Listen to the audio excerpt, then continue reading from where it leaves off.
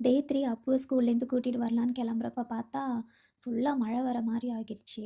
சரி ஓகே அப்படின்னு சொல்லிட்டு ரெடி ஆகிட்டே ஃபோன்ல வெதர் செக் பண்ணா 12:00 கரெக்ட்டா 12:00, 1:00, 2:00 எல்லாம் 60% அபோவ் மழை வரும்னு போட்டிருந்தது.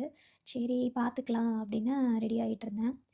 என்னோட ட்ரெஸ்ஸு ரொம்ப கசங்கி இருக்கிறத பார்க்காதீங்க, கண்டுக்காதீங்க. ஏன்னா வந்து இங்க வந்து ட்ரையர் யூஸ் பண்ணுறப்ப ரொம்ப கசங்கி தான் அது வெளில வருது. என்னதான் அயர்ன் பண்ண ட்ரை பண்ணாலும் அது அ நீட்டா அயர்ன் பண்ண முடியல. சரி ஓகேன்னு கசங்கினதே போட்டுக்கிறது. அது உள்ள தானே இருக்கு. வெளியில தான் ஜாக்கெட் போட போறோம்ன்னு.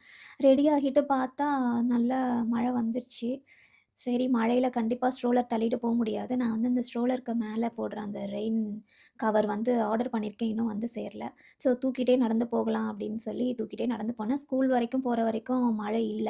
அதுக்கப்புறம் மழை பெஞ்சது. ஸோ அம்ப்ரெல்லா கையில எடுத்துட்டு போயிட்டு மழை பெஞ்சுட்டு இருந்தது. அப்புறம் அவன கூட்டிட்டு வந்துட்டோம். அப்புக்கு வந்து ரெயின் கோட் இருந்தது. அவன் இப்போலாம் வந்து ஸ்கூட்டர் எடுத்துட்டு போகணும்னு ஆசைப்படுறான். எல்லாரும் கிட்ஸ் எல்லாம் ஸ்கூட்டர் எடுத்துட்டு வராங்களாம். சரின்னு ஸ்லோவா ஓட்ட சொல்லி கூடவே நடந்து வர்றது. அப்புவுக்கு ஸ்கூல்லேயே லஞ்ச் குடுக்குறாங்க மண்டேலேருந்துன்னு சொல்லியிருந்தேன். இன்னைக்கு வந்து பாஸ்தா குடுத்தாங்கன்னு சொன்னாங்க. ஸ்நாக்ஸ் வந்து நான் இன்னைக்கு பேக் பண்ணல ஸ்கூல்லேயே குடுப்பாங்கன்னு. ஆனா வந்து ஸ்நாக்ஸ் லஞ்ச் டைம் அப்ப தான் பேக் பண்ணி குடுக்குறாங்களாம். அத வீட்ல வந்து தான் ஓப்பன் பண்ணி சாப்பிடுறான். ஸோ டெய்லி வந்து ஸ்நாக்ஸும் பேக் பண்ணு அப்படின்னு சொல்லிட்டான். அயர்லாண்ட்ல பார்த்தீங்கன்னா, all seasons you can see it on a same day அப்படின்னு சொல்லுவாங்க. இப்போ நான் அத வந்து பார்த்துட்ருக்கேன். காலைல பார்த்தா நல்ல வெயில் அடிக்குது, அப்புறம் பார்த்தா நல்லா காத்தடிக்குது, அப்புறம் மழை அடிக்குது, திரும்ப வெயில் அடிக்குது. அப்படியே டக்கு டக்குன்னு வெதர் சேஞ்ச் ஆகுது. சம்டைம்ஸ் ரெயின்போ கூட பார்க்க முடியுது. நான் 2 டேஸ் முன்னாடி பார்த்த ரெயின்போ கிளிப்ப ஆட் பண்ணியிருக்கேன் இதுல.